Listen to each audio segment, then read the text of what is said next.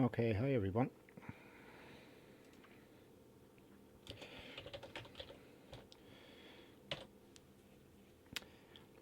Um, just checking to see if the audio is okay. There's a hell of an echo in my headphones. So I just wanted to make sure, how are you, John, that the audio is okay before I take the headphones off.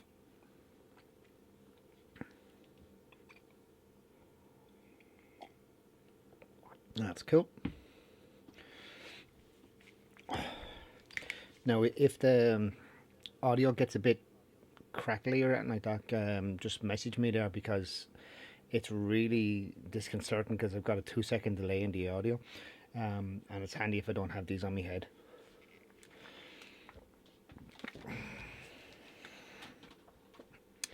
So, hi Rob, how's it going? Okay, so what we're going to be doing today is we're using a thing called BlendIf, okay? And it's an incredibly powerful tool. It's not that well known inside of Photoshop, but for what it can do, it's incredibly powerful, okay? So we'll eventually be using it at the end to do a few things. I just need to get me Wacom out here. We're going to be showing you how you can use the BlendIf options to protect highlights. Also, how you can use BlendIf to literally blend multiple images together. So earlier on in the webcasts, what I was doing was I had 5 of these images and I used the blend to HDR options, merge to HDR. Okay, there's nothing on my side. Hopefully it'll clear up because it's still going live on my side. Um, Easy. So keep an eye on it, and hopefully even with the rebroadcast, it should be better anyway because I'm broadcasting in 720p. So hopefully it'll clear up for you. Okay. Um, so you can use BlendIf to blend like 5 of these images together, which are taken in different exposures basically. And so that one there was taken at 5/6 at a fifth of a second, all the way up to 3.2 seconds at f5.6. You know, and obviously there's blowout in that one, and that's way too dark. But in this one, the dark one, you at least have. Thanks, David. You at least have the highlights there around the roof lights and all, and then in the brighter one you have the detail under the chairs. So I'll be showing you how that actually can be really simply put together using BlendIf. It's one of the things that I do an awful lot of when I'm teaching people, and then also we'll be using this particular image. It's a raw image, and we'll bring in it in 3 different exposures and show you how to use BlendIf. So if you're doing landscapes, you can actually get the highlights in the clouds and also the detail in the trees. So BlendIf, okay. I found these are kind of handy to explain what's going on. Okay, so basically what we have is it's just a gradient. It was drawn from black in a circular motion all the way around to white. Okay, and it's on its own layer, and there's a grey background. All right, and I just did this to be able to show you how BlendIf works. Now, you get to the BlendIf options by going to the layers palette, and if you can't see the layers palette, go to the window menu and choose layers. Okay, or F7 on a keyboard, on a Mac or a PC. F7 will get you that. Okay. Hi, Gilbert. How's it going? You haven't missed much. We're just talking about BlendIf options in Photoshop for merging multiple images together for high contrast images and for protecting highlights and clouds and things like that. So it's going to be a good old session. So if you can't, obviously window layers will show you the layers palette. So inside the layer that you want to blend, if you double click over here to the right hand side where there's no text, this dialog box pops up. Okay, and it's the layer style dialog box. All right, and what it does is does a bunch of things. Okay, I'm just going to move that out of the way because half of this is actually irrelevant to what we're doing here. Right. The only thing I'm interested in is this blend if section down here. Okay. That's the only thing I'm interested in. And that works as follows. Okay. The layer I'm on at the minute, whatever that layer is referred to as this layer. The layer underneath is the underlying layer. Okay, that's the way it works. That's as complicated as this layer and underlying layer is. So this layer, blend if gray, we'll deal with gray first. Okay, so we have a gradient going from pure black all the way around to pure white. Okay, so what we're going to do now is, if we go to this layer and we drag in the highlight slider, you'll see the highlights gradually disappearing the more we drag it in, and if we drag it all the way, then they all disappear. Okay, and we bring it back. All right, so what's going on there is this: if I drag that highlight slider down to say 128, I can get it roughly around 128. Basically everything after 127 disappears. So from midtones up to the highlights disappear, and you can see it there from the midtones here all the way around to the highlights is invisible now. It's blended, it's invisible. And what we have is basically we have a hole here, and we can see the underlying layer through that hole, and the underlying layer there is just your gray background. All right, now if we drag the black slider up, it does exactly the same thing. It fades the black in all the way up to the highlights and back down again. Okay, so if I was to drag the black slider to say there, then everything from pure black around to 65 shades. There's 256 shades of a gradient inside of this particular tools palette. Okay, so everything from 0 to 65 is now invisible, and I can see the underlying layer, and that's why I can see the underlying gray layer in this section. Okay, all right, now see the way when I drag that in, it's a very hard edge. We don't have to have a hard edge. What we can do is we can have an actual nice gradient in it. And it's probably hard to see, but you can just about see that there's a little split there in the chevron, in the triangle. And if you hold down Alt on a Mac, or sorry, Alt on a PC or Option on a Mac, and click, you can split the triangle.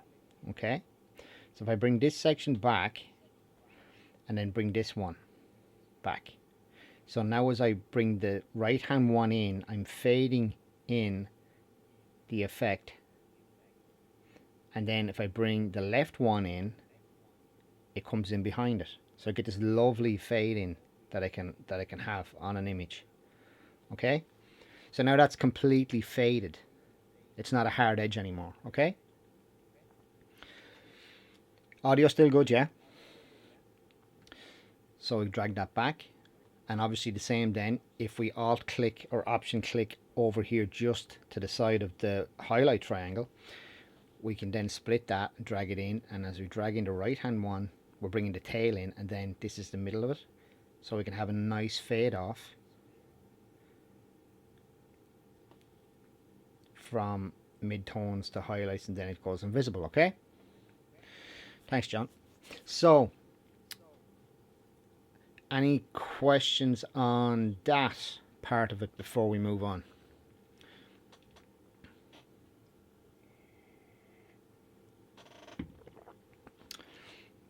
Okay,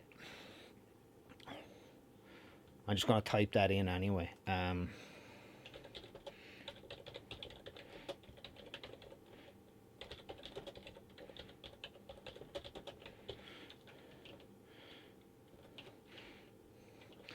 just going to actually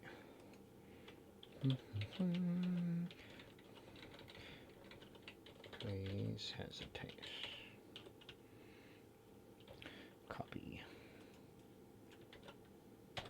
Okay. Now, so where it comes in handy is the likes of this, okay? Say you wanted to blend inside this folder here. We have a clouds layer, a text layer, which can be switched on and off, okay? And we have a clouds layer underneath.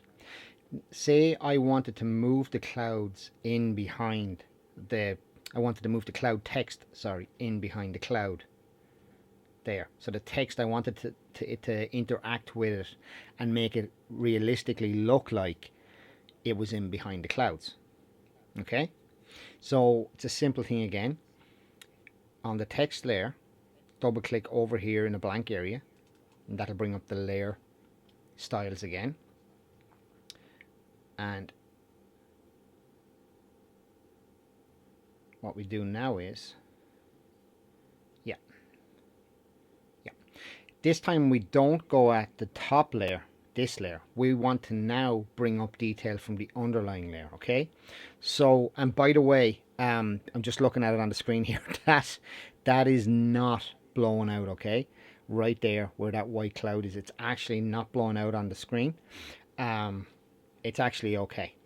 So don't be freaking out if it's blowing out. It's just a graphic I found on the internet, on Google. It's just a cloud, okay? But that white part there isn't blowing out as such. It just looks like it on the video. So what we need to do now is we need to blend the underlying layer up through it. So you go to the underlying layer in the shadows here, and go to the highlight section. Look, see the highlights. If we go to the highlight and bring it down, the clouds start coming in, okay? But you can see it's a very bitmapped effect, okay? That's 400% there now. So you can see how bitmappy that is. How are you, Mary? How's it going? It's either on or off, all right? That's because we have a hard edge here. We haven't split it yet, okay? It's either on or off. So if we hold down Alt or Option, and in the underlying layer section, now we're still on the text layer, but we're going to the underlying layer. We want to bring details up from the underlying layer, okay? And to do that, because the details we want are the clouds, and the cloud part there is in the highlights. So that's why we go at the highlights section here to bring it up. So if we Alt click or Option click on a Mac and bring it over, and we can just bring it over a slight bit like that, and then you can see that it's transparent, okay? And if I zoom it back out and I get the move tool, which is I click OK, and now move the clouds are going intelligently in behind. The actual text is going in behind the clouds, okay? Which is a nice little effect to have. And if you wanted it more in your face, you bring in the end point so it's more, the clouds are more opaque, and click OK. And now as I move the text layer around, it can disappear inside the back of the clouds in some parts, and then it's transparent in other parts, okay? So that's a really nice way of getting stuff like that to appear like it's blending in. You can, if you had a lightning strike, you could actually make the lightning strike look like it was blended into the clouds, okay? So that's that particular one with the clouds, okay? Now this one here, what I have here is a texture layer. It's just a Rust texture that I basically downloaded off of Google. It's just a JPEG. Now it's a low res JPEG, but it does the job. So what we're going to do now is we're going to group that texture layer with the text that's underneath it. If I turn off that layer, I have a text layer called Rust, okay? And underneath that then is just the grey background layer again.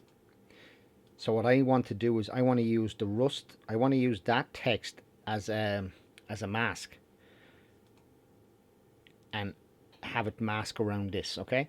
So all you do to get that right is if you move in between the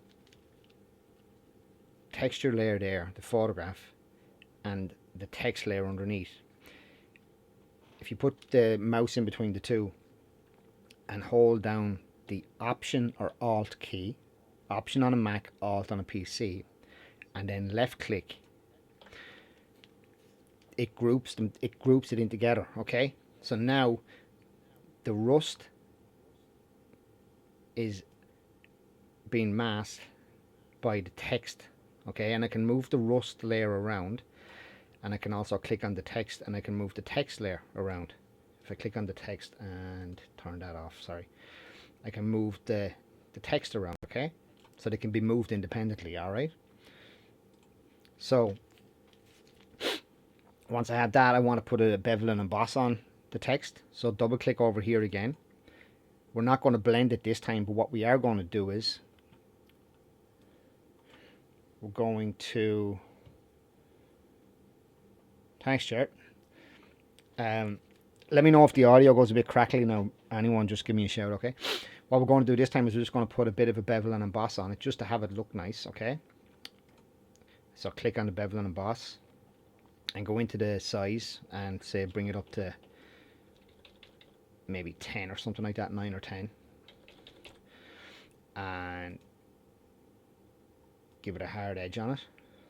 Then maybe bring it up to 8. Just something like that, something to have something different on it, okay? So what we were looking at there now is if we go back up to the rust layer, okay, and use a blend if option. So double click over here in a blank area beside the rust, beside the photograph, the texture photograph, and bring up the layer styles dialog box, okay? And we're only interested again in the blend ifs, okay? So, and I want to blend this layer. I want to make this layer here, the photograph layer of the rust, I want to make it transparent in the highlights. So if I drag on this layer, which is the layer we're on, if I drag the highlight slider back, you'll see in certain areas that were brighter,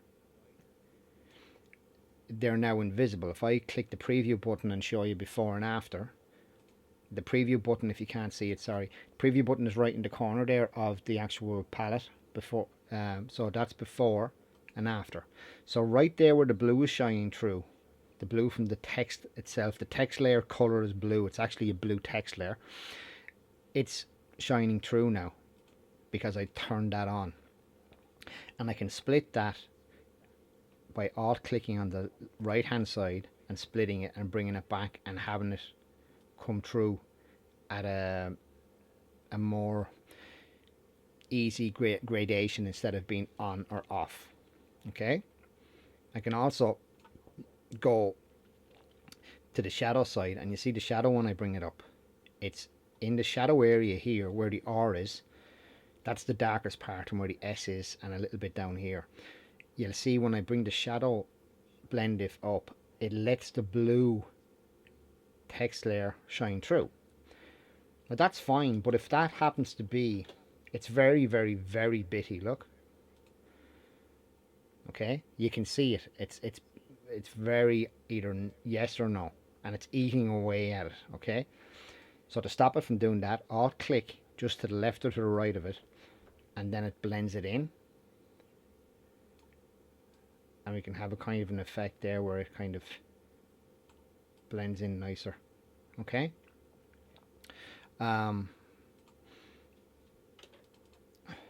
Any questions on that? How are you, Chris? Oh, Chris, 8:30. It possibly might have been 8:30, but I think it's been 8 o'clock for a while. I'll check that and verify on you, Chris. Sorry about that. You can catch up on the hang on 1 second there.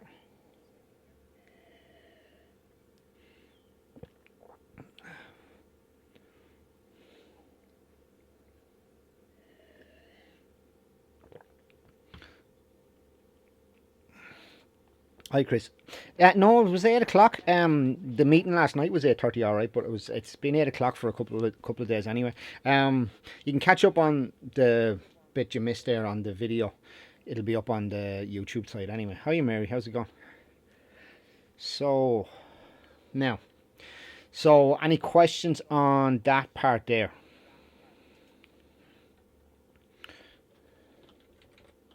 before we move on?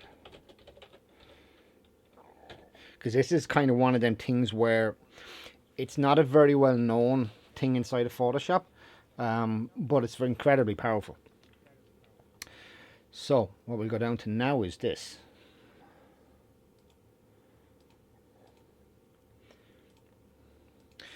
We have a color wheel, right? Which is basically, how you Dave?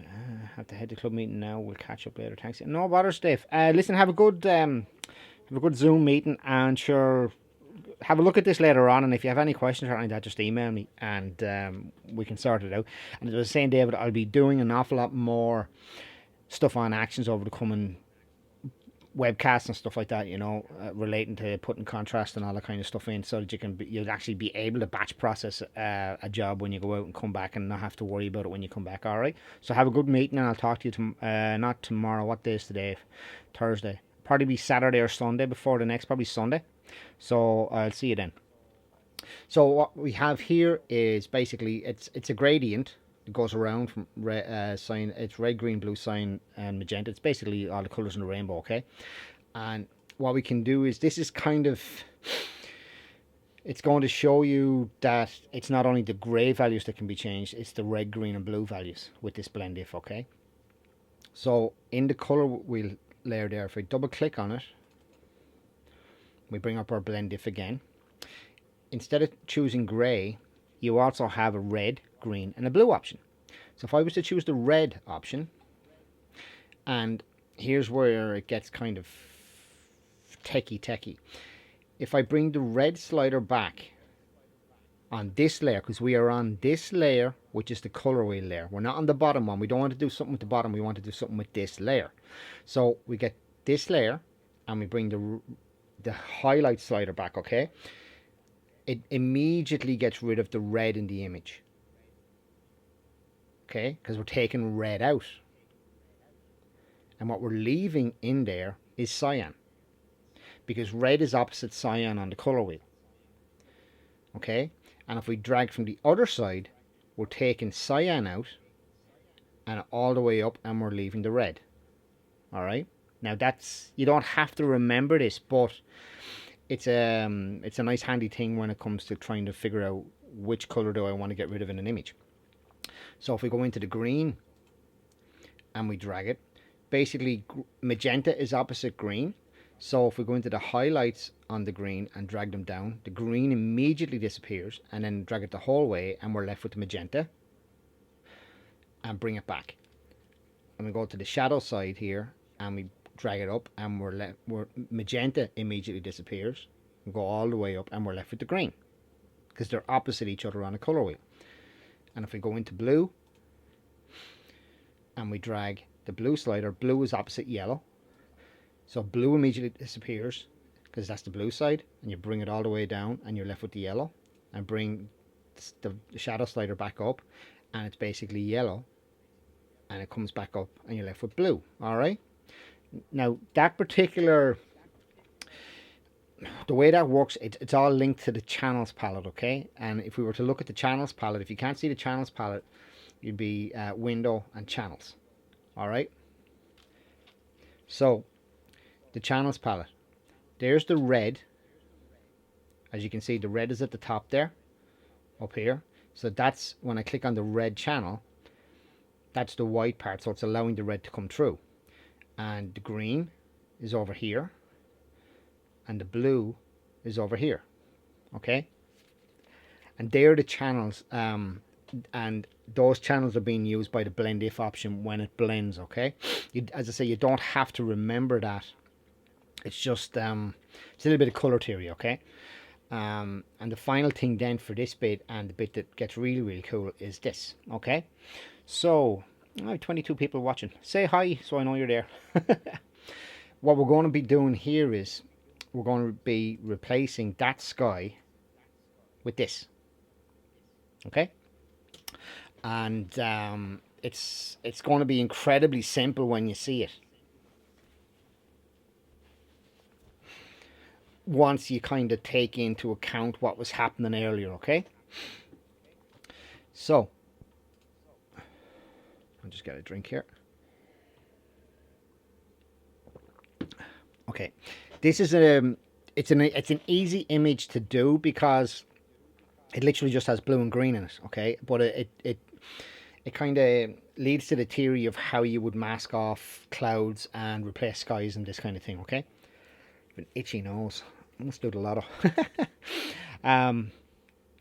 Now, just before we go on, I'm just going to ask that again, any questions, okay? Because if you get lost here and you don't ask a question, I can't exactly answer you tomorrow, you know, that kind of thing.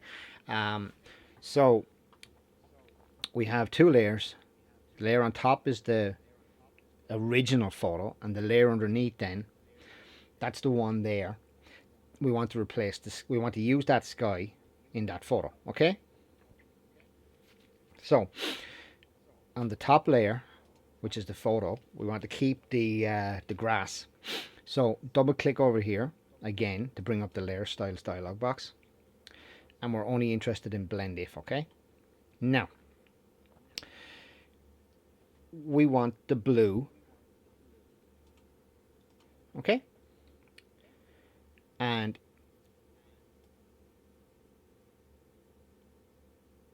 right,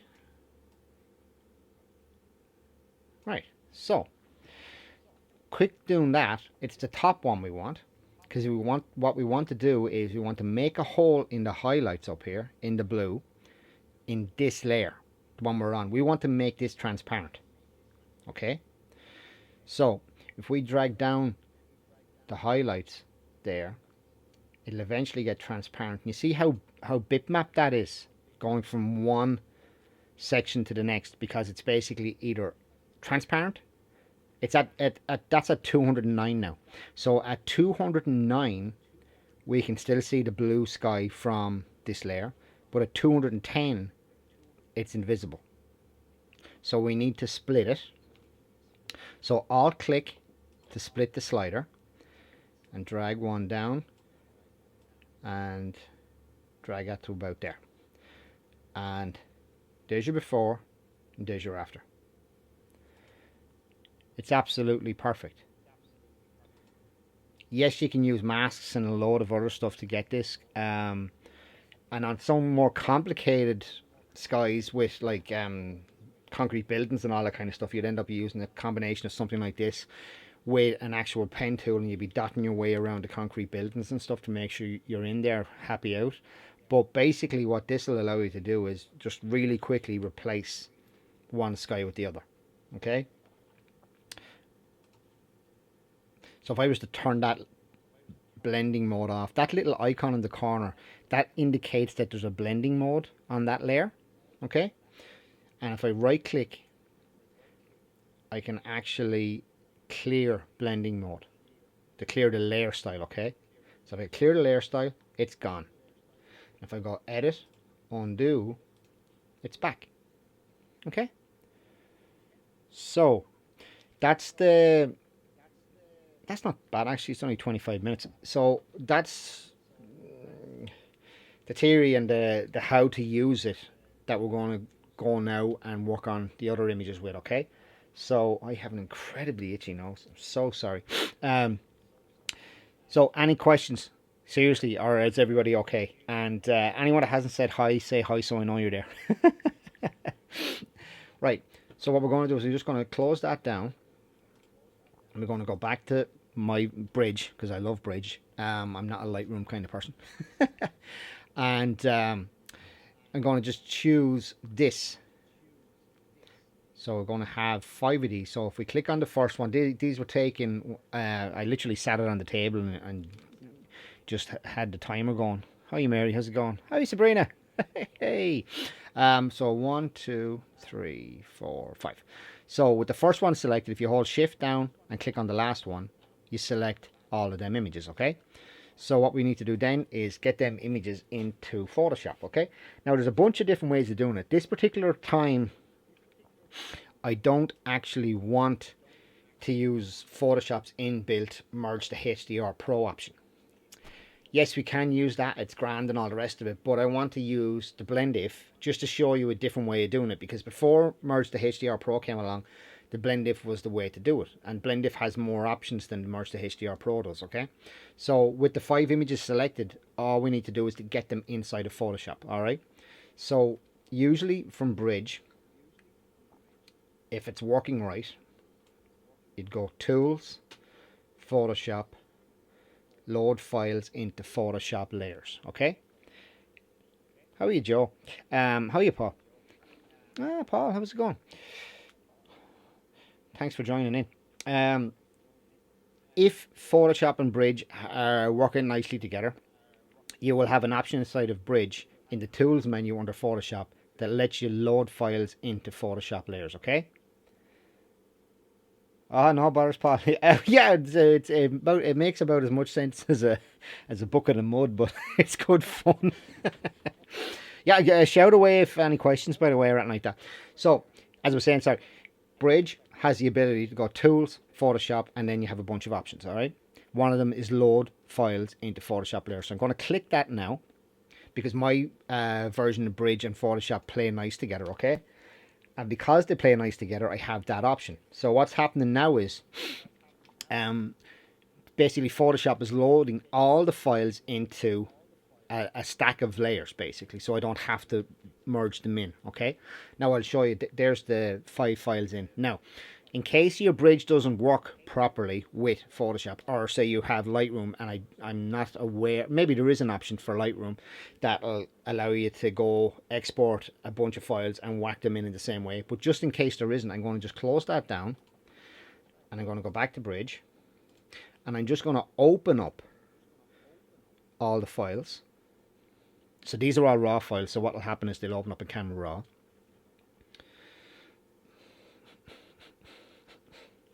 Okay, so inside the Camera Raw, over on the left hand side.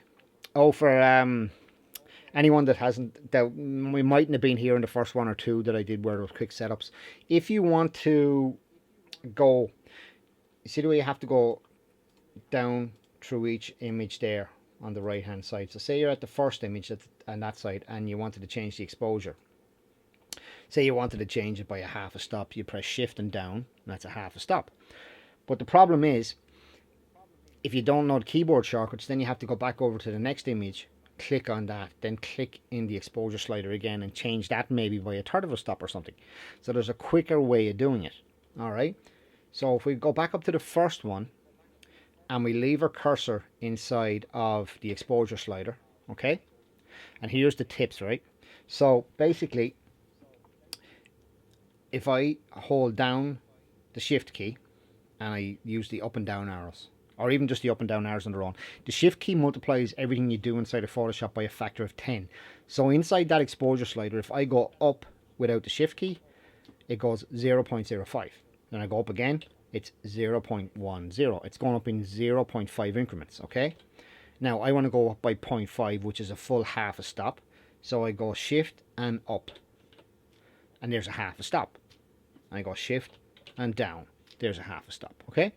So say I wanted to go to the next image, what do? Instead of clicking back on the next image, if I hold Alt or the Option key on a Mac and just hit the down arrow, it goes down to the next image. And then I can use the shift and up keys to go up or down on the exposure or whatever other slider I happen to be in, okay? And if I want to go down to the next thumbnail on the left, hold down the Alt key and go down. They go down through all the thumbnails and up through all the thumbnails. As long as I hold the Alt key down, I'm doing the alternative to going up and down in the exposure slider. And the alternative in this case is on the far side of the screen, and it's the thumbnails, okay? So that's a kind of little handy little tip, okay? So what I want to do is, I'm just going to reset everything by holding down Alt and clicking on where it normally would say cancel. I'm just going to reset. and reset all images, okay? Because I can't remember whether I changed an exposure in each one, and I don't want to change an exposure.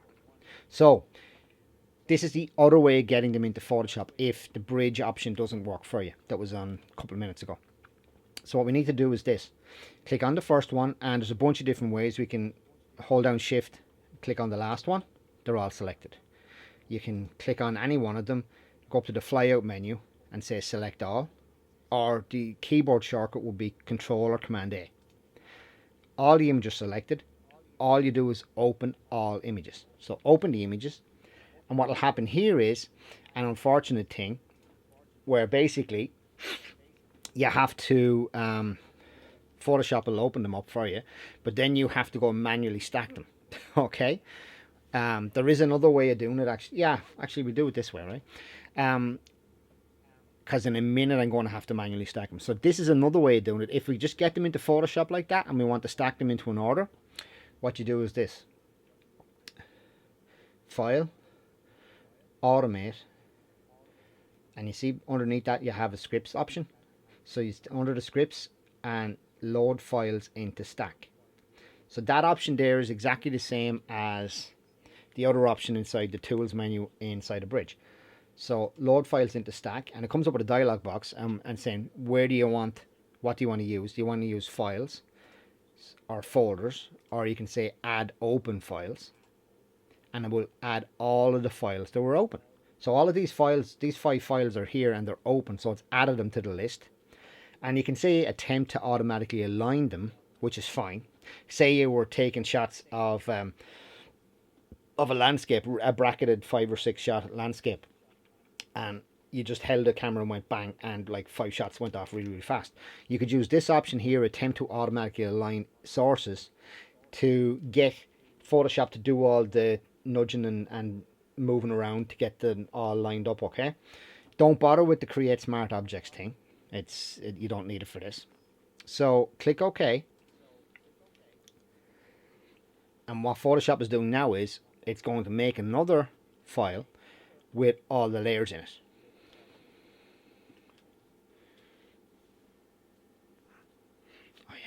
I'm going to do the lotto tomorrow, folks, because my nose has not stopped itching. Okay, so now what we have now is we have our file that Photoshop made, and it has 5 layers in there. So we can go back to the other ones that only have 1 layer each and close them down. So close and don't save, close, don't save, click the X, don't save, and don't save. Okay, so what I want now is they are in order, which is lovely, okay? Because we have the brightest one on top and the darkest one on the bottom. And if we switch them off one at a time by clicking on the eye visibility beside the layers of each of the layers, you can see that that's the darkest one. But in the darkest one, the actual lights and the highlights are perfect. And as we go up in exposure then, in the brightest one here, we have a bunch of detail. If I zoom that in to 100%, there's a bunch of detail underneath the chairs and along here, along the side here and all. That blue halo you're seeing, that is actually an LED light that was in the pub. It's not an underexposure thing from an inside Photoshop. It's actually it was a halo. It was an LED light that was in the pub at the time. So what we have there now is we have 5 images that represent 5 full stops. So we have this incredibly amount of dynamic range inside of that image, because we have the 5 stops of the image and the ability then for 2 above and 2 below. So there's like 9 stops in there. Okay. So what we're doing now is we need to use that blend if option. And if you can understand that, you look at the top layer and say to yourself, what parts of the top layer do I want to keep? Do I want to keep the highlights from the top layer? Or do I want to keep the shadows? Anyone care to comment? Here's the little teaching part here now, because I'm going to sit back for a few minutes to see if you're all still awake. Stop watching the telly! On that top layer, what would be beneficial to get rid of? Or to keep, sorry. What do I want to keep? Do I want to keep the highlights from the top layer, or do I want to keep the shadows from the top layer? So start typing, folks.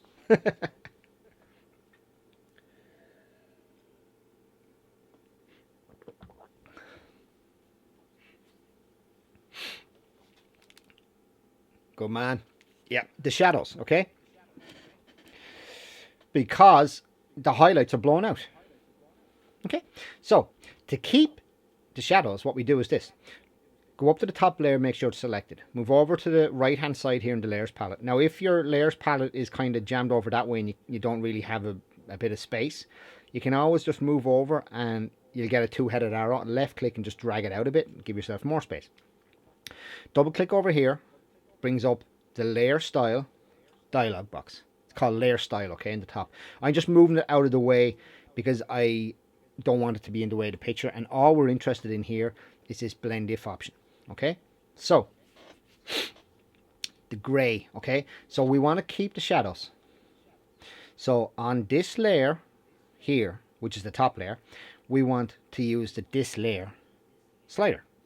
Okay, and what we're doing is if we bring down the highlights on that layer, and I'm just going to zoom in over here,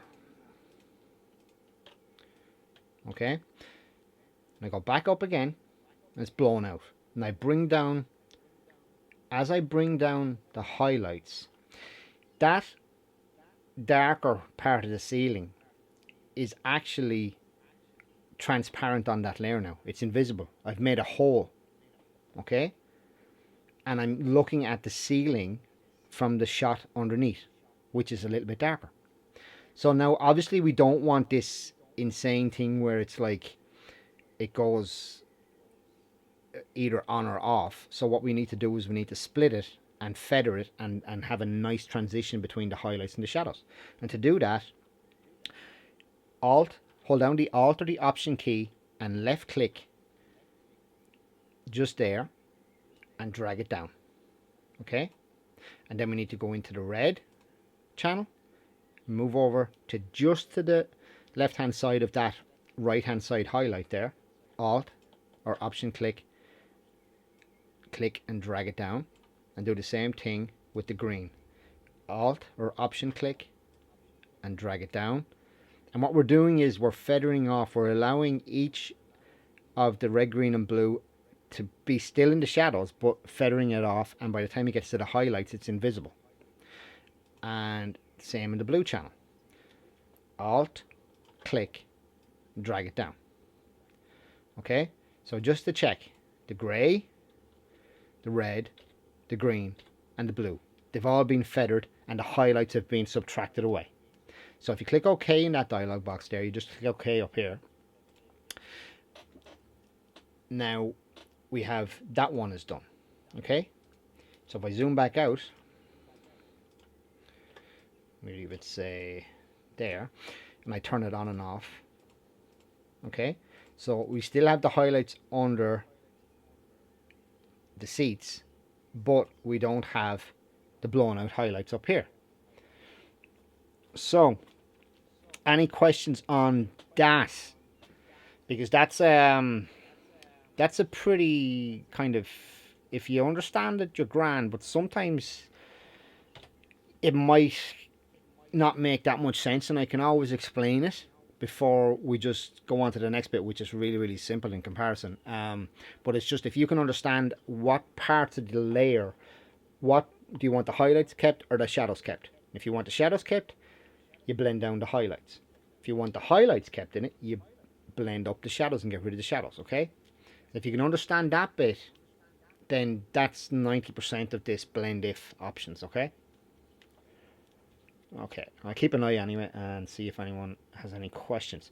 So now we could just go and do it again, and I will do it again the long way so that people can see how quick it is if you're just doing it without, you know, talking too much, okay?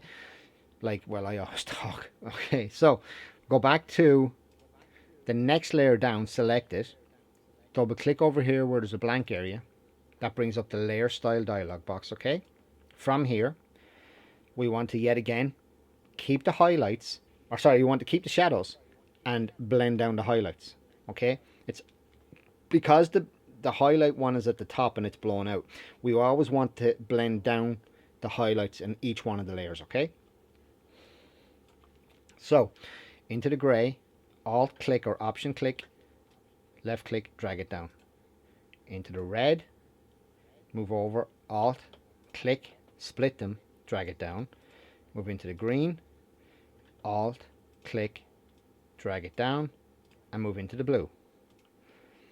Alt click and drag it down, and click OK. All right. So, that's the second one though. Okay.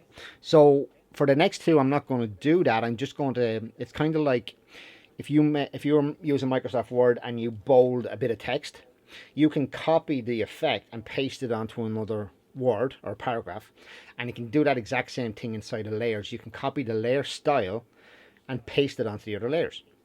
So instead of having to do that 2 more times, I can just copy it and paste it really quick, okay? This is how you do that. So on any one of the layers you've got the effect on, if you right click, you'll get an option for copy layer style, okay? So that's copied now. And then if I click on that layer and hold down shift and click on that layer as well, so I have 2 layers selected now, and I right click, I will get an option to paste layer style. Okay?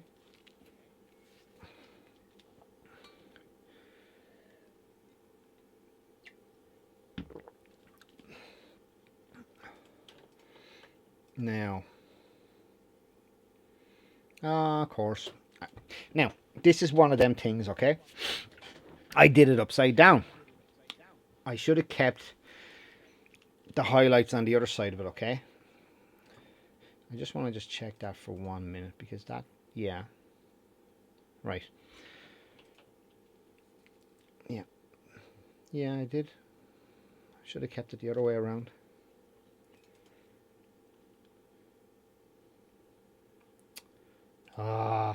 Right. I know what happened, folks. And this is one of them things where no matter how many times, it's brilliant, because the time we were doing the actions, there was little things that went wrong and little things that, and it's when you have to figure something out, it makes way more sense. So what we have to do is we have to do it slightly differently, okay? Because I have actions now that do all of this, and you tend to forget these things until you redo them again. So what we need to do is we need to clear the actual layers. So if we highlight the 4 layers, so shift click on, click the first one, hold down shift, click the last one, okay? And if we right click now, we'll have an option to, well, oh no, we'll have to do it on each one. We'll have to click each one and say clear layer style, and then clear layer style, right click, clear layer style, and right click and clear layer style. Now, the thing we were doing wrong here is this. Double click on the top one again. We shouldn't have been working on this layer, okay? There's a subtle difference. Now, people online say that it's exactly the same using the underlying layer as it is to use this layer. But as you can clearly see in a minute, it is completely different. It's very subtle, but if you have multiple layers like that and you add them up, if there's a slight discrepancy in the first one, it will multiply itself the whole way down. So instead of using the this layer one, we actually need to bring up detail from the underlying layer, which is this layer here. So we want to bring up the highlights again. So Alt click, separate the highlights out in the grey, go down to the red, to the underlying layer, left click and drag. Go down to the green, split it, left click and drag it. Go down to the blue, split it by Alt or Option clicking and drag it, okay? Now, that's what we should have done.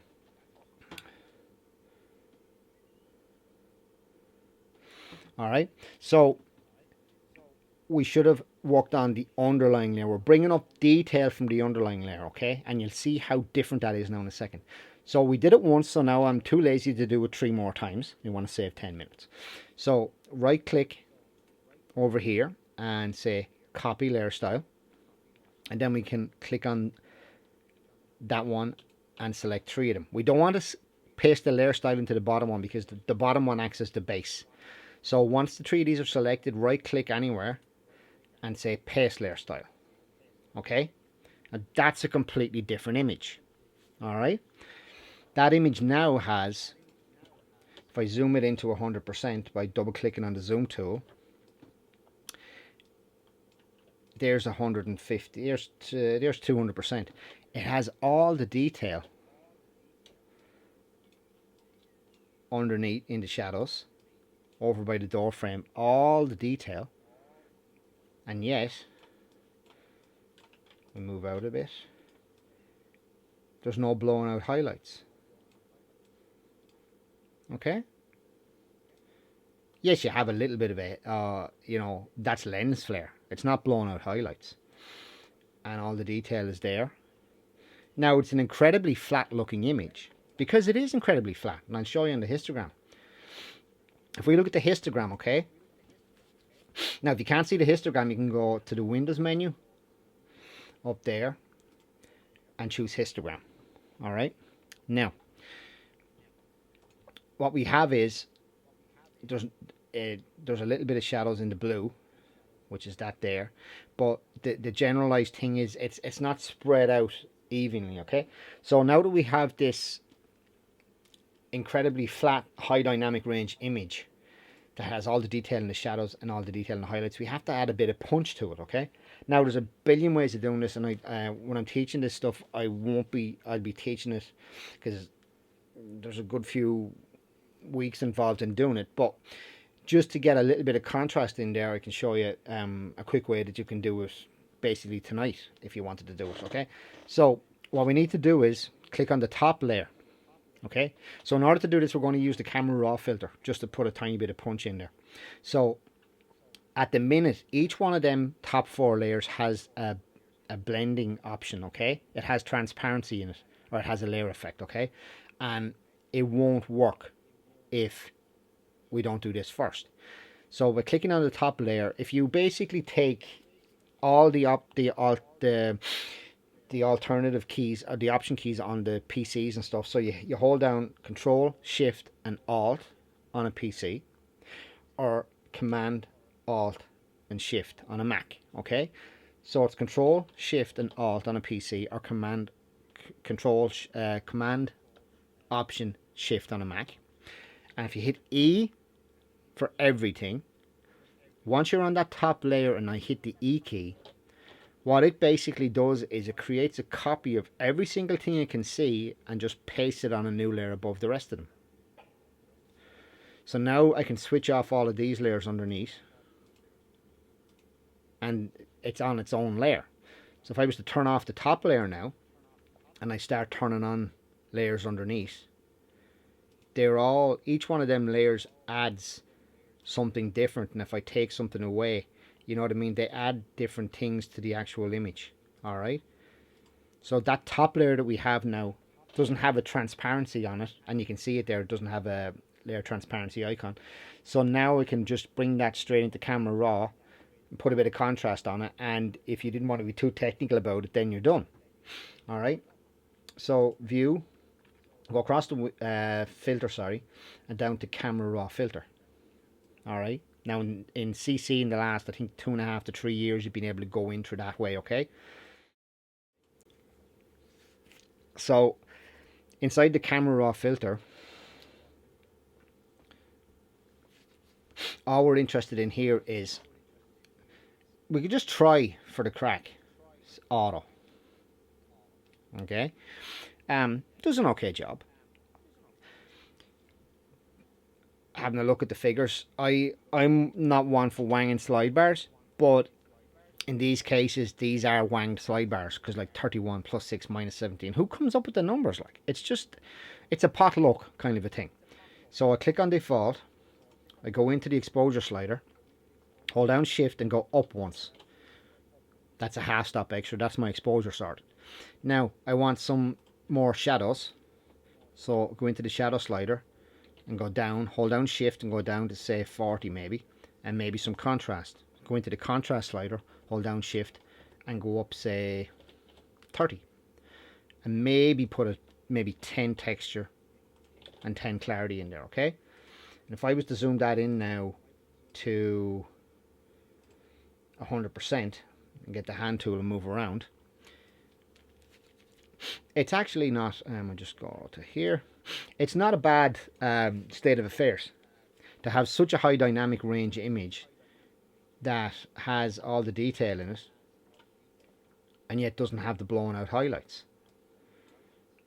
and yet has all that detail. As I was saying, that blue is actually a blue LED that was in the pub on the floor on the far side, and it was reflecting off the actual countertop and stuff. But there's all the detail in the image. All right. Any questions on that before we move on to the last image that we're going to be working on?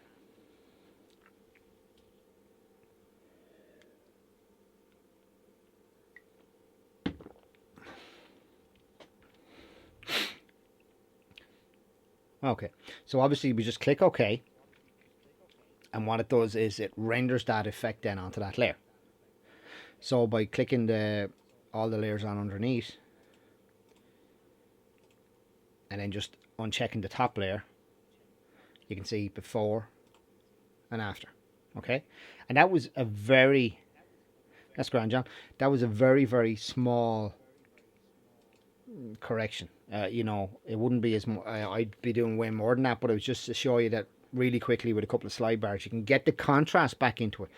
But the critical thing is this: you have to realize that when you take a bracketed shot of 5 shots that are like a stop apart, say, to get the sky and to get under a tree in the same set of images, the sky is going to be bright in one and the tree is going to be dark in the other. So you have to blend them all together. And when you blend them all together, you'll end up with this insipid looking flat image. It's kind of like a raw file, but to the extreme case, where you have no absolute shadows and you have no absolute highlights. And then you use contrast just to punch it back in, but you're punching it back in on an image where you have all the detail in the highlights and detail in the shadows. It's like a log file in Dave will appreciate this. It's like log on a camera. They have this logarithmic curve that's applied to the image, so you can get a log file on Canon log, Panasonic log, and S log on a Sony, and you can record video in what's called the log format. And what it does is it uses a LUT or a lookup table, and that lookup table then de-squeezes it and turns an incredibly flat looking image into your proper color. But the incredibly flat image was captured, and if you're capturing, say, stuff indoors where you have a shot like that, a video like that, where you have bright lights in the ceiling and you want to capture people's legs underneath the chairs, normally you would not be able to get the chairs because you don't want the highlights to blow out. But using a log profile on a video camera enables you to capture this incredibly flat looking image inside the camera, and then process it afterwards by applying the LUT or lookup table, and it pops everything back into place. Your highlights go up and your shadows go down. Okay, so last one for today. So we're going to this one. So this was this is just one raw file that I took. Okay, it was a couple of years ago at this stage. It was f16 at 100 of a second. And what we're going to do is we're going to bring it in 3 times into Photoshop. We're going to bring it in once as it is, once underexposed by a stop or so, and then another one, maybe even 2 more, overexposed to get the detail back in the trees. Now, I know there's a million ways of doing this, but it's just another, so if we right click and say open, it's just another way of using and getting used to using the blend if options, okay? So we've opened this in Camera Raw, and at the minute it's being brought in. If I go back to 0, I have my Camera Raw set up differently. It's to do with the profiles and this process over here, version 2. Here's a tip. So there are a couple of people that weren't here before, so I'll go over this again. Say that goes back to version 5, okay? So this is the way. You won't really see it on this one. So give me 1 second, and I'm just going to go back to an image where you will see it, which is this. It's just to go over that process again. and then we can get into the other image, okay? So that's version 5. Okay, so you go across to the calibration tab inside the Camera Raw, or wherever your calibration tab is in Lightroom. It's probably down the side, about 19 steps down from the start. Version 5, and it looks fine. Okay, I'll turn on the highlight blinkies. Now, obviously, I'm looking at the live view here on the screen. That is not exactly blown out on my camera on the screen here, but it's way blown out on the video that I'm looking at. Okay, so just be wary that it's not actually blown out. It's quite close to it, but it's not. And I've turned on the blinkies, and obviously it's at 0 exposure, right? But the problem with that is Photoshop, Adobe Camera Raw, basically in about 2012 they changed the way the profile, the process works, and they performed auto recovery in the highlights. Because if you looked at that image on the back of your camera, it would have a lot of red blinkies on it where it's blown out in the sky. Whereas you bring it straight into Photoshop and the blinkies seem to be drastically reduced or almost disappeared, completely disappeared. And there's a reason for that. It's because they pushed down the tone curve in the highlights and flattened it, and it gave you incredibly insipid looking highlight detail. All right, so if I go to version 2, which is what I use, now you can see there's blinkies. Okay, because that's the way it actually was in the back of my camera when I took it, because there's no artificial pulling down of the highlights. Now it's very, very hard, unfortunately, to show you here because I'm looking at a live view. That's why every time I look over to the side, I'm looking at what it looks like live on the internet. I'm not looking at my screen. So I'm just trying to, yeah, it's very hard to distinguish it. I'm so sorry about that. It's just because of the way it compresses it. So we'll go back out now. So the long and the short of this is this, right? Fit view. I'd always go to version 2, and then we're working my way back. I'd turn on the remove chromatic aberration in the lens correction. Go back to detail. I always turn off the sharpness because I want to do sharpness inside of Photoshop because I know I can do it properly. Go to the contrast curve and make sure it's linear because I don't want any contrast applied on the image. If you have a medium contrast applied, you see the way it's crushed the blacks underneath the bridge? I want that flat to give me as much detail in here as I can. And then go back to detail, and if I bring the exposure slider down now, 2, 3, okay, now you can see all the detail in the sky. You've got perfectly white fluffy clouds. Okay, that's why I'd always choose version 2. All right, so going back to this option here, and that was in one of the, I think it's the very first one I did last week or the week before. If you subscribe to the channel, you'll be able to get back in at it, I think. And if not, you'll just message me on the link that's at the start of the video and at the end of the video, and you'll be able to actually email me and I'll send you a link to it, okay? Because at that time I was only testing these out and I didn't make each one public. They were all unlisted. So we're going back to this other image again. Sorry about that. Blend if. So right click and opening this Camera Raw file, okay? So it's this raw file I took. I think I can't remember where it was. It was somewhere down in Waterford, I think, with the Camera Club about 5 years ago. So we're going to bring this image in 3 times, maybe 4. So the first time we're going to bring it in, it's at 0. So we're going to look at that and say, I'm going to bring it down, and I'm going to bring it down right.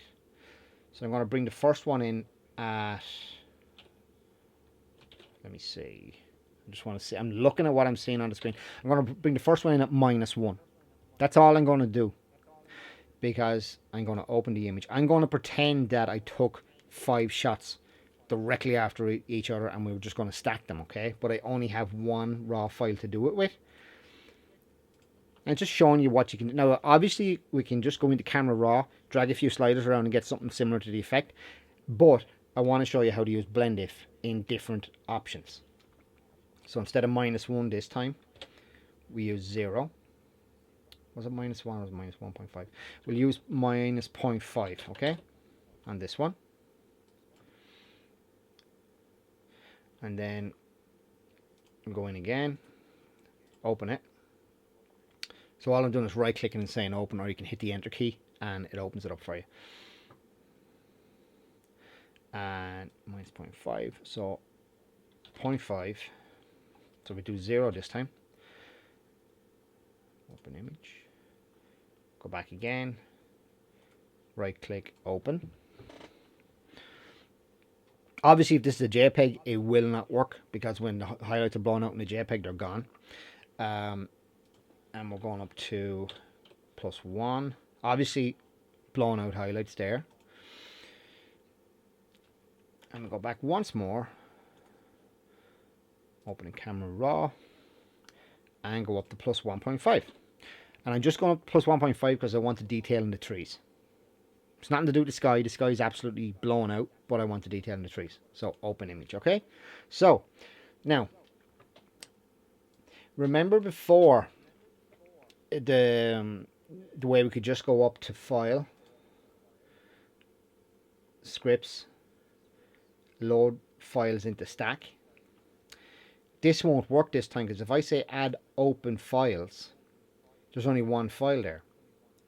It only recognizes the first one as an open file. I'd have to physically save the other ones, which I don't want to do. So I'm going to show you an alternative way about going about it, okay? So we cancel that. So what we have to do is we take, say that one as the new image we're going to stack the others into. So click on that one, go to the layers palette, drag the layer into the other one, go back to the image we were just on, close it, don't save. Go back to the next image, get that layer, drag it in, go back to the image you were just on, close it, don't save. Go back to the next one, get the layer, drag it in. Now we have 4 layers. Go back to that image, close that one, don't save. And go back to the very last one, get that layer, drag it in, go back to that image, don't save, and close it, okay? So now what we have is we have 5 layers. Now,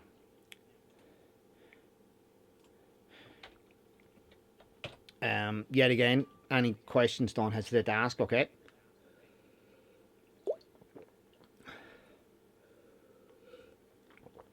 Right, so what we're going to do now is, I want the brightest layer on the top.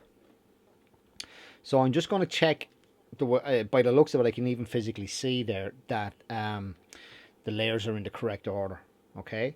So as I turn off each one of the layers, it should be getting progressively brighter, okay?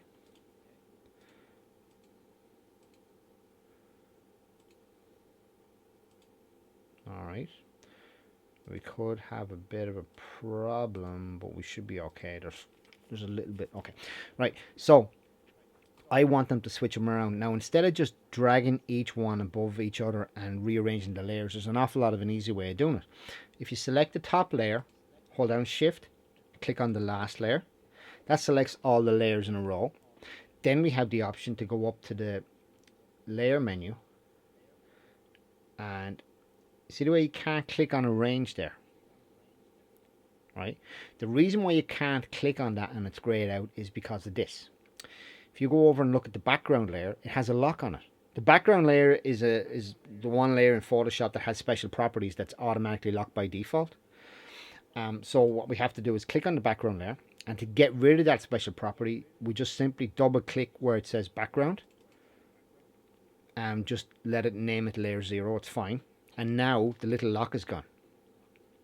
So now if we hold down Shift, click on the top layer, select all the layers, we can now go up to layer, down to arrange, and we have the option to reverse.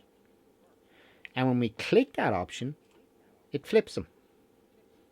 So now we have the brightest one on the top, which is what we want. So now, in the same way as we did it with the last image where we wanted to, in this top layer, okay, we want to keep the shadows. We want to dump the highlights because they're no good, because they're blown out, but we want to keep the shadow detail in the trees. Okay, so double click over here on the blank layer, on that blank side there, and we're bringing up detail from the underlying layer. Remember what happened the last time? Some people do say that the two of them do exactly the same thing. They do not. It's completely different what to do. So go to the underlying layer, because we want to bring up the details from the underlying layer in the highlights.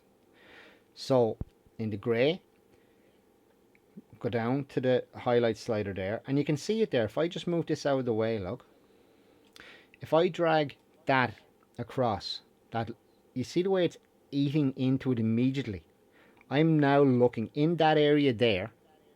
Oh, you can't see that, sorry. Yeah, all you can see is bleh.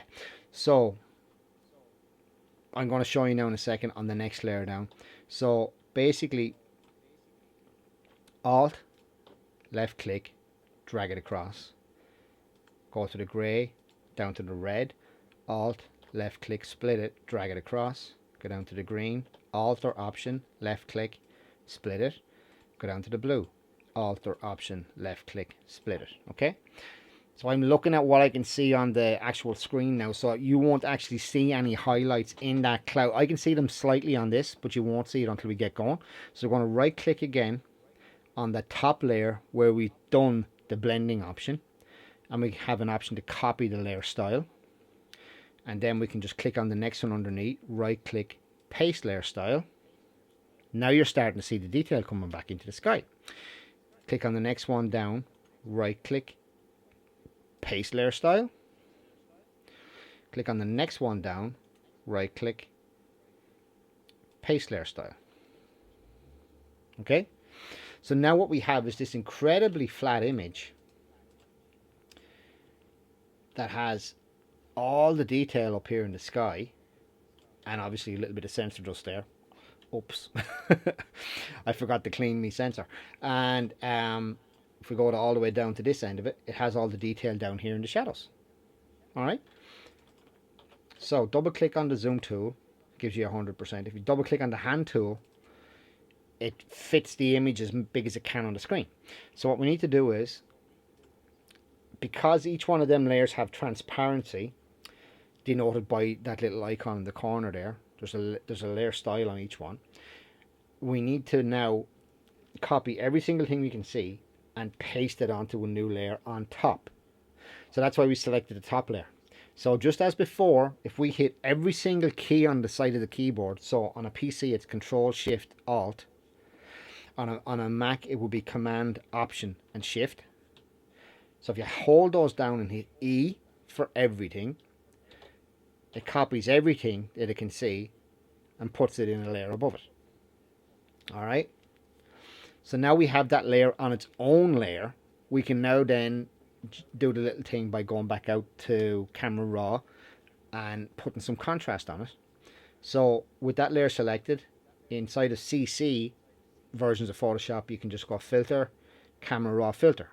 If you have CS6 or before, you unfortunately have to save it out as a PSD file. Then go File Open, and when you go File Open, you'll have this option at the bottom what you want to open it as. And instead of saying open it as a PSD file, you can choose the drop down box, and in the drop down box you'll see an option for Camera Raw, and that forces that PSD file to be opened up inside Camera Raw. Luckily enough, everybody nowadays, I think there's maybe one person looking that might have CS6, so if they do, they can email me and I'll explain how to do it. I'll send them a video how to do it if they have CS6. Okay, so from here, because we have CC, we go Filter, Camera Raw Filter. That brings us into the Camera Raw Filter dialog box. Okay, we could try auto again, see what happens. That's not bad. Brightens it a little bit. So it's doing all of this. Sometimes it's okay. In this case, I'll use that as a starting point, but it's not where you would be in a headspace if you wanted to mass produce things and not spend 90 hours of a week wanging slide bars. But I go back to default, go into exposure, and shift up. And I'm looking specifically at right there, that little bar there. All right. So there's a little gap that's left over that there's nothing blown out in. So I'm happy enough. So then we go down to contrast, because in this case we're just leaving it on version 5. So it has the new versions of it, because I'm only doing this as an explanation of how you can put some contrast on an image. It's not how I would put the contrast on. That would be covered if we were doing one-to-one options, or maybe later on in a couple of weeks I might start doing that kind of stuff if we're still all in lockdown and we're all driven batty. So go down to contrast, and now, sorry, what happened there? Hang on. I'm just going to reset that by holding down the Alt key and clicking on reset at the bottom. Okay, that's better. What happened was the white balance got hit. So exposure, click in there, go shift and up, gives us half of a stop. And then might go down to contrast and go shift up. I'm actually going to look at the one that's on the screen. So shift up there, vibrance, maybe 440, tiny bit of saturation. And I'm looking at the live screen now. So I'm hoping that it is a little bit pushing on the vibrance there. Right. So it's not bad. It's not bad looking on the live screen, okay? And maybe go into the shadows. And yeah, just the shadows. So now. So basically we went from, if you hit P on the keyboard when you're in Camera Raw, it previews, it kind of gives you what happened before. So if I hit P, that's before, and hit P again, that's after. Okay? So before and after. Alright? And that up there looks like it's blown out. Right here. That looks like it's blown out, but it actually isn't. Okay? But what we're going to do is I'm going to show you how to use mask to get rid of that. Okay, so what we're going to do is we're going to bring that in. Yeah, we're going to bring it in like that. Happy days. I'm going to hide it. We're going to go back down to that layer underneath. We're going to hit that Control Alt Shift M again, E again, to copy everything to a new layer. We're going to switch on the one above, and we're going to drag the one we just created above it so it's on top. So if I turn the top one off, that's the one we worked on that looks like there's a tiny bit of a highlight blown out in the sky, and it's not there in that one. And I'm only doing this specifically to show you, when you're looking live, that this is how you would work on something like this and then just blend the two together really quickly. So the top one there, we need to go back into Camera Raw. Okay, Camera Raw filter. Now, where were we? I'm only working on this as regards the sky. Okay, that's all I'm working on. So roughly around the same. There, the texture, clarity, a bit of vibrance, and a bit of saturation. Okay, so I just have to bring this down. I'm looking at what I can see live on the screen. Okay, so as what I can see live over there, I'm going to click OK. Right, so what we do now is turn that top one off, and we can see the sky before and the sky after. Alright, sky before and sky after. So two ways we can deal with this. We can use the blend if option, or we can just put a mask on and just paint out the bit that we want. Just paint it in, okay? So we'll try blend if first, okay? So technically all of these layers underneath here, them bottom 5 layers, I can select them, drag them to the trash bin and let them go, because I don't need them anymore. Alright, so the top one is the part of the sky that we want, and the bottom one then is the rest of it. It's fine. So if we double click on the top one over here and bring the blend if up again, and if we want to keep the highlights here, we want to keep them,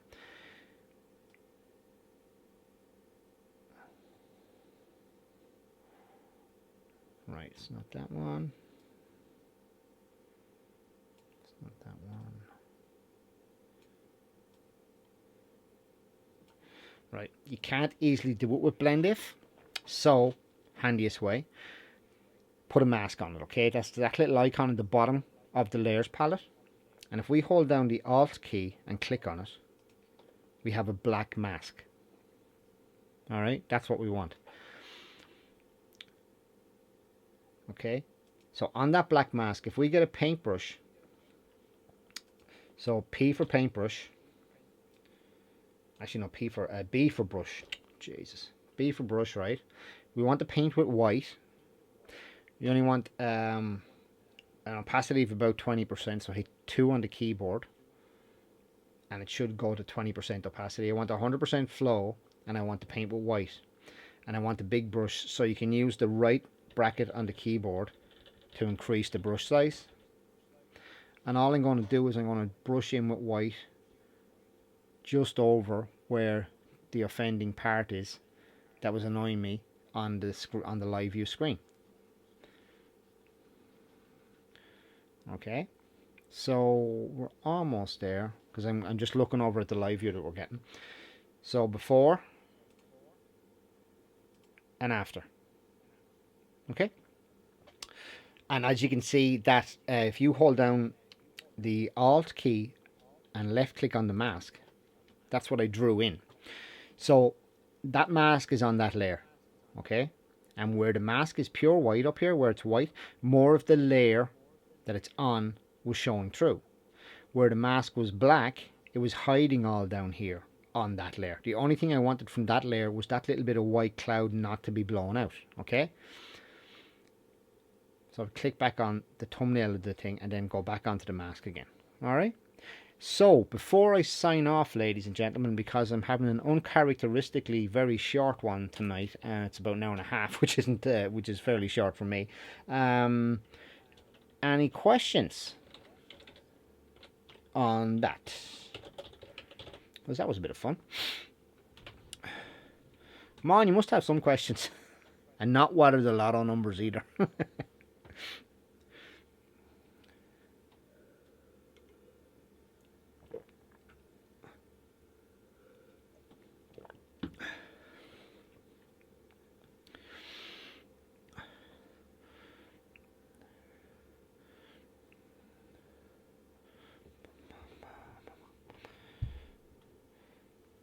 No questions, no? Okay. Alright. Right, so that was just literally no bothers, Jerry. That is different to what I've done before, Jared. Yeah, Chris, Larry, one of the earlier images used profile called Dual Luminant. Right, give me 1 second, Chris, and I'll show you that. Thanks to you. No problems at all, Paul. I'm here every couple of days doing this, so just sign. If you subscribe to the channel you're on now, you'll get I think you'll get a notification the next time, and I always put up on your Facebook page anyway. And I think, yeah, I understand, Mary. I think that it'll be probably Sunday night at 8 o'clock. Usually I would have used the black slider to protect the shadows. Yeah, it's literally the other way around. Because if you stack them in reverse order, the blacks. Well, it depends on what depends on what way you're working on the image. Whether obviously, because the black slider will protect the shadows if it's pulled up, because then you won't be affecting the shadows if you're doing contrast and stuff like that. That's one way of using contrast. No bothers, Gilbert. Well, that's what the video's there for. If you go back in tomorrow or whatever, that same link should link you back into the video on the channel. And if you subscribe to the channel, you'll be able to see all the videos that go up on it. Thanks, Jared. Well, it comes from like 24 years of doing this, so I'm kind of stuck in my ways. And when I see Photoshop changing things every once in a while and getting rid of things, and at least this way is a set way that kind of works, because it's color theory, and it's blending and stuff like that, and you can't really mess that up once you understand it. No bothers me. Yeah, Joe, thanks. No problem, Joe. Chris, yes, what the image, right? The color profile that was dual luminant, right? That was basically this. And I'll just go back out here for a second. So, yeah, it gets very unnerving when I'm talking away and there's no one typing in the corner. So I kind of think I'm more likely the questions will come after I try. Yeah, there's no problem at all, Michael. Just email me on the email that's at the start or at the end of this video. Or if you know anyone from any other camera clubs that know me, just log on to my Facebook and sign in there. You know, it's great because no problems at all, Mary. It just keeps me sane. It's great because it now dual luminance. Okay, so the image that we were looking at a second ago. Yeah, I think it was this one. No, that was that. This one here. Yeah. This was done with a Panasonic S1 camera. And to wait till it opens up. Yes. The profile in the top there, as Stuart was pointing out there, it said S1 dual luminant, right? That was done with a color checker passport, which is it's basically a swatch. And I'll show you what it looks like now.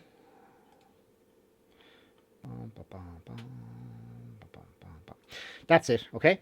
And you take a picture of that, use the software that comes with it, and it uses all the color chips in the bottom to have a starting point of what's brown skin tone, what's pink skin, what's blue sky, what's the RGB and the CMYK values, you know what I mean? And it also has grey chips where you can white balance stuff.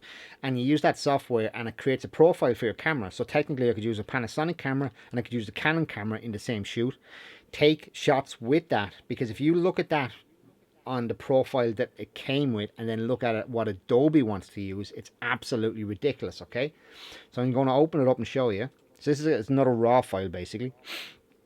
It's a DNG file. It's Adobe's version of Camera Raw. It's a digital negative, and it has a Panasonic GH4 profile. All right, and if you look at the colors in there, okay, now just take a mental note of those colors, right? And I'm just going to change that to the way Adobe wants to bring it in, okay? So I'm going to do it in 3, 2, 1. That's Adobe's standard color profile for every single camera that Adobe gets thrown at, is that, okay? And then they obviously have Adobe Vivid, you know, which is like, where did they get this out of? And they also have Landscape, which is basically just punching up the greens. You know what I mean? They just arbitrarily have these different profiles that they make in Adobe Color, and none of them actually are the best that my camera can be. And by using by using the color profile, the color checker there, making you, as I was saying before, I think it was the first or the second, I think the first webcast, you could buy this as a camera club. It's about, get them for about £100, I think. And everybody can use it. So all I have to do is go out someday or just swap it around, install the software, and all you need to do is have 2 images taken, one in sunlight and one indoors under an incandescent light, which is like an orange, you know, like the warm old style lights at 100-watt light bulbs, under one of them. And you use the software and it brings it in and meshes the two together, because it has one in the blue where it's cold in the sun and one in the shadow. So you've got like a 6500 Kelvin color balance and a 3400 Kelvin. And what it does is it interpolates interpolates all the colors in between it and gives you a good starting point. Now, if you wanted to be, if you're doing something, say for some clothing company or something, or some other company that have to have a certain exact color, you could use that particular thing in your studio setup, take a picture of it, and then make a color profile for that specific shoot, so that every single thing you take, all the images that you take of the glasses or the bottles or the perfume or whatever it happens to be, the perfume will be the same color that it should be, because it's a known entity. It's not you looking at an uncalibrated screen, wanging a slide bar around, and then all of a sudden their perfume is the color of whiskey instead of the color of 7 Up or something. You know what I mean? So if I go back now and I go and I get my proper one, which was this one, right? I go back to that again and close. So that's where it was. Now you see the blues, how vibrant they are, and the green, and also the red, and possibly this green up here. When I change that from the color profile that it created back to standard again in 3, 2, 1, it just loses a little bit. You know what I mean? So that's, Chris, that's why it said up in the top corner it had a profile of GH4. It had that on it. It had Panasonic and my other one had the S1. So if I go back to the other image here, and we go to this one and down, even if we go to this picture here, right? This is on the S1 again. It's skin tone. It's even worse on skin tone. It's more easy to see with the actual. With Michael Blade, the questions will come after some. No problems at all. You actually have to Easy IC. Send me your name, because I can't quite figure out who you are, and it's kind of it's getting to me, because I kind of know. I think I know who you are, but yes, definitely send me questions, because I love that, because it means like it gets me going, and you know, people are asking questions and they're not falling asleep in their coffee and stuff like that. But same here, right? On this particular one here, profile is this. That's the proper profile, okay? It's S1. That's my camera, and it's a dual luminant, because I made a profile that matches it. So if I go from that now, we just zoom in here just a little bit. There's no in between. It's either one or the other. Okay. So at least I know that that's the correct color. It may look funny, but she had makeup on, and that's what the color was. But if we let Adobe decide what my color is, it would choose this in 3, 2, 1. You know, the vibrancy's gone, you know, and by basically using that, it gives me the ability to trust my camera. You know the way you have to trust something when you're using it? I can trust my camera now. I don't have to kind of scratch my head like I was just doing, wondering, is it the right color calibration? You know what I mean? And there's, that's no bothers. No time to sleep, I know. Yeah, kind of, yeah. Well, I've met you before, so I cannot wait till all this is back open, and we start doing workshops again, because I've got so many ideas in my head. Anyway, so Chris, that's exactly why it's a yes, it is two color. Yes. So basically, what you do is you take one shot of your color checker in outdoor sunlight, blue sky, and another shot of your color checker in indoor under an incandescent light. You get those two files. Now here's the killer. You have to get two of the raw files, right? But the color checker works with what's called digital negative, DNG files.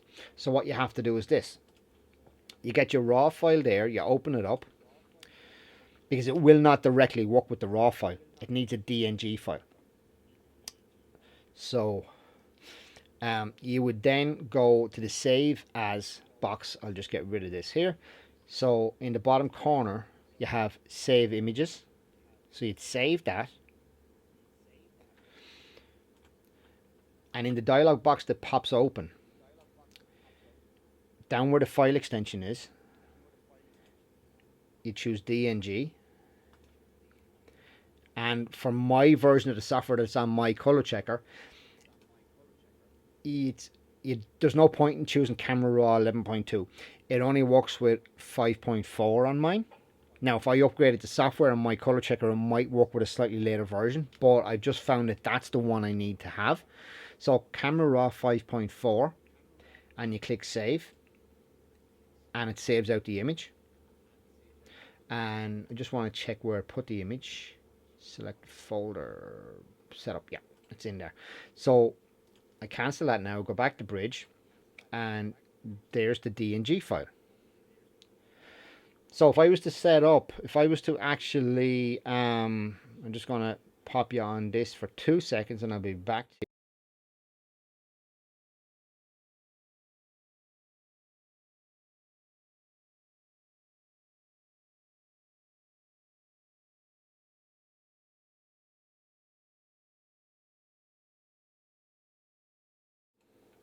Okay, I'm back. So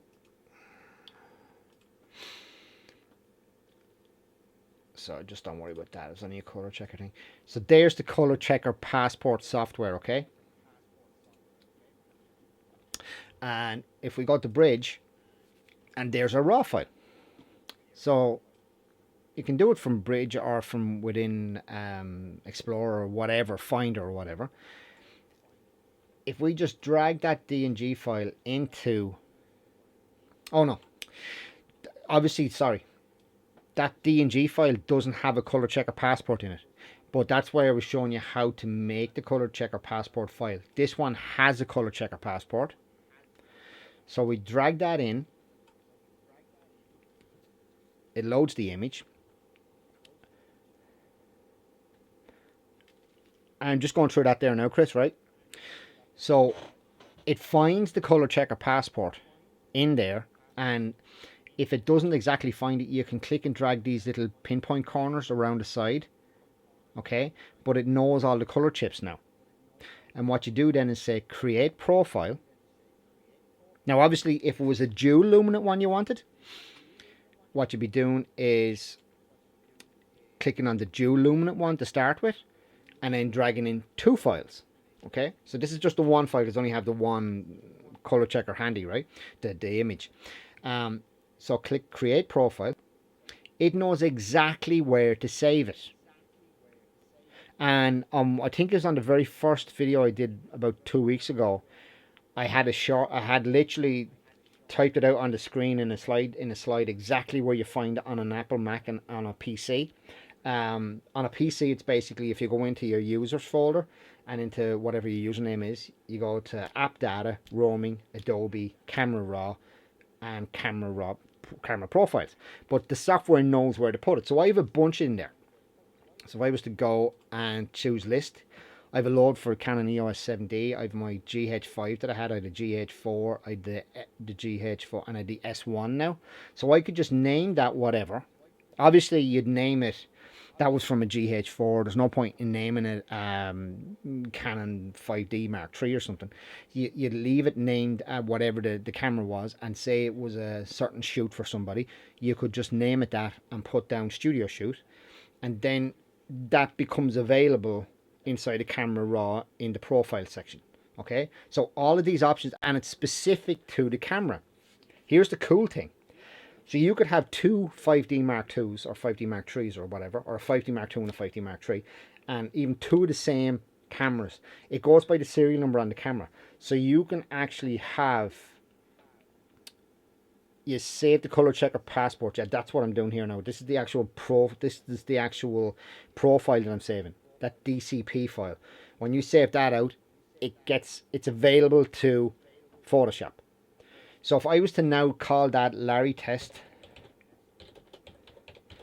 with Chris, okay, just for chuckles, right, and click save, it goes and saves it. It knows where to put it so you don't have to worry, and profile's been created, blah blah blah.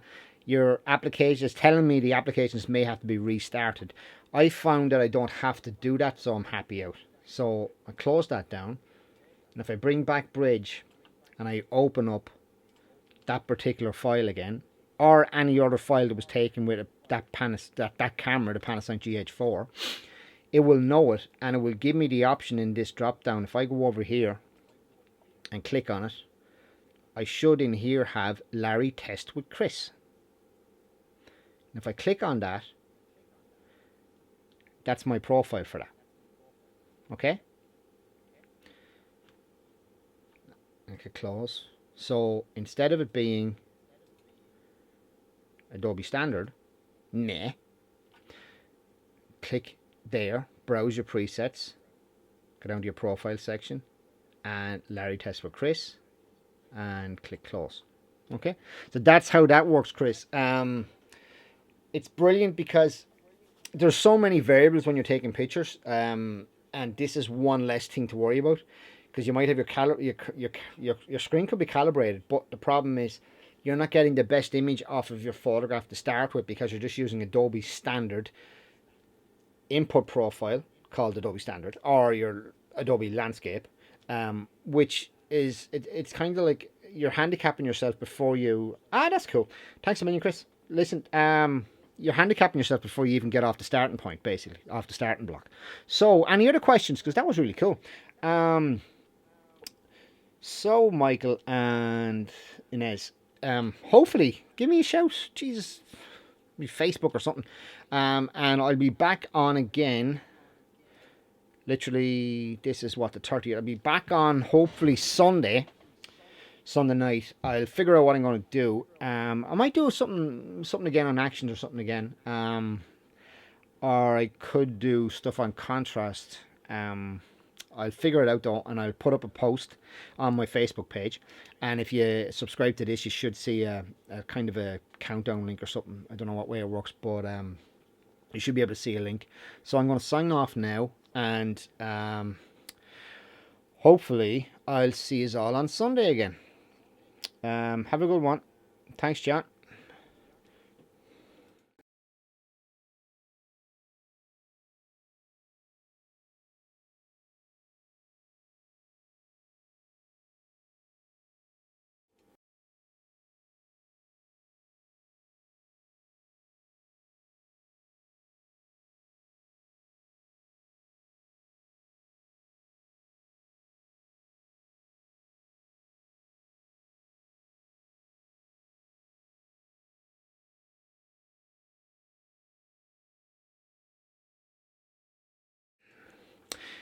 Give me one sec there, John. Joe. No, you don't. Um, in studio sessions, all you have to do, like basically, your studio is going to be set up the same every single time, unless you're moving your studio from, say, your front room that might have a perfectly okay wall, and then you're moving into a friend's house that has a red accent wall on it. Then you might have a different color. Generally bouncing around, but no, you don't have to take new color checker readings every time. It's just if you want to be super sure that you're getting exactly what you need. Okay, I'm sorry, put you on webcam there. I'm talking to myself. If you want to be super sure you're getting exactly what you want, yes, you would take one, but you will end up, if you do 50 shoots a year, you'll end up with 50 profiles, and they'll all be named different dates, that kind of thing. And it can get a bit unwieldy, but all you really need is the one set of profiles. You could do one for your studio, you could have one for outdoors. The dual luminant one is a good mix, and it's just a really good starting point, so that at least my reds are correct, my greens are correct. Because the Nikons would have more sensitivity to reds or blues or whatever than Canons will, and my Panasonic has different sensitivities. You'll see it on each camera. They all are slightly differently sensitive to different colors. Now, in all fairness, in an ideal world, every single camera back should be the same. And even if you get two 5D Mark IVs, take two pictures, because of the thing, it's the silicone lottery in the back of the sensor that CD's made of, there's no guarantee that they will be exactly the same. Now, the manufacturers will take the camera, bring it into a test center and whatever, and run electronics and all through it and tweak everything so that it's going to get it fairly close to being the same. But there could be a slight difference. But at least this way, by using one of these, it means you can use a Nikon camera and a Canon camera in the same shoot and have them match much more easily, and not see the jarriness of maybe the Nikon might be more redder and the Canon might be more greener, you know what I mean?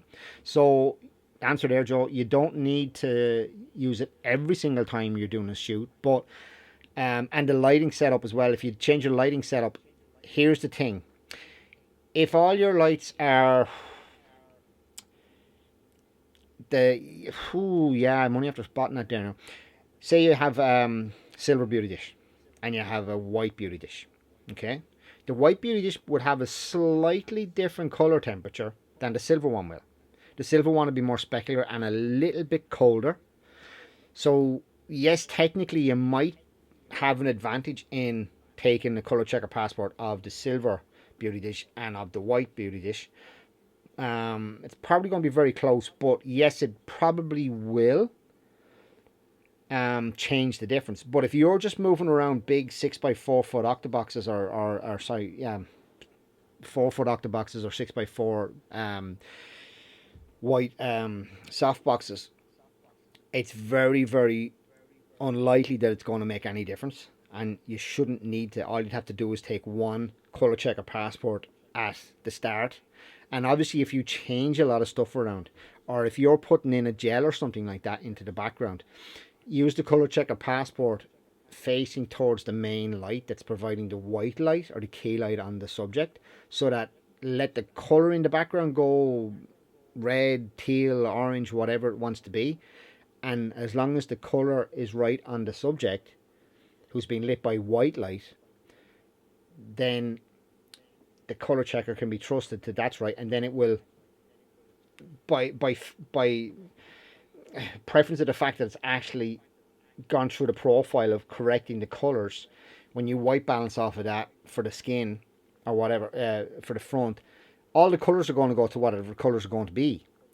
And then if you want, you can saturate the colors afterwards in Photoshop without going near the skin tones. You can do that. But it gets slightly different then if you're taking shots with a teal gel or something like that. So like the Avatar look, that's kind of popular now. You've got a teal gel skin and maybe an orange key light or sorry, an orange hair light or an orange background.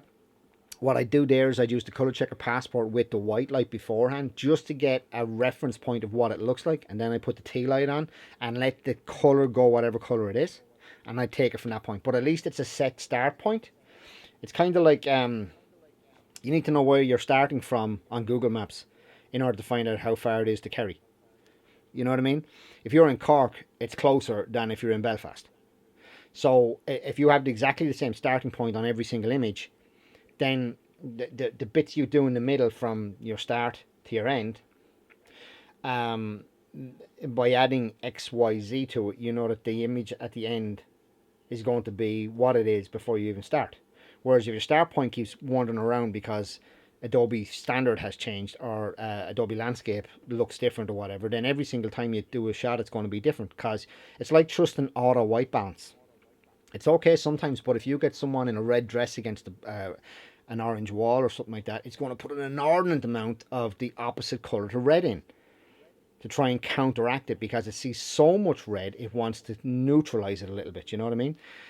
So sometimes there you'd be better off with a custom Kelvin color balance, or if you're using flash, just set it to flash, and if flash is the only thing in the scene that's lighting the scene, then just set your flash white to flash. Sorry, set your white balance to flash, and don't let it do auto, because auto will change, especially if you're using gels. Auto will go absolutely nuts.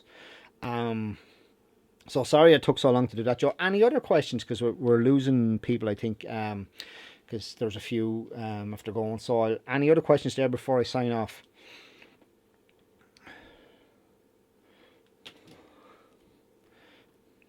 No, I think that's it.